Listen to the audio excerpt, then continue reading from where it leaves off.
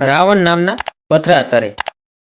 ભગવાન શ્રી રામ લંકા જવા માટે પુલ બનાવવાનું નક્કી કરે છે. એમાં નલ અને નીલ નામના બે વાનર હોય છે. એ રામ લખે અને પથરા તરે છે.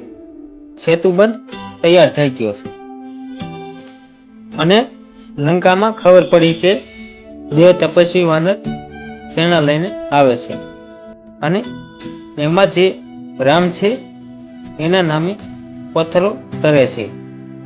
ધડાધડ બધા જ રાવણના સૈનિકોના રાજીનામા મંડ્યા પડવા અને સૈનિકોએ કીધું કે અમે લડવાના નથી.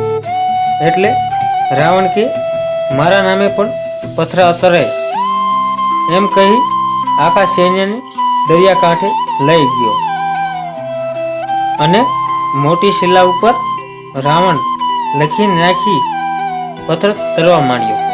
બધા સૈનિકો ખુશ થઈ ગયા કે આપણા ભગવાન રાવણના નામે પણ પથ્થરો તરે છે.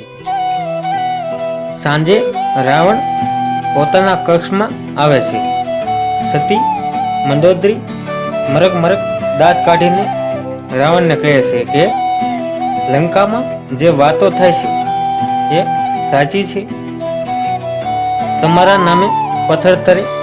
રાવણ કહે મહારાણી, મેં પથ્થર પર રાવણ જરૂર લખ્યું હતું, પણ પથ્થર નાખ્યો ત્યારે કીધું કે તરજે, તને ભગવાન રામના સોગંદ છે. જય શ્રી રામ. આવા જ અવનવા વિડીયો જોવા મારી ચેનલને લાઈક, શેર અને સબસ્ક્રાઈબ કરવાનું ન ભૂલતા. આભાર.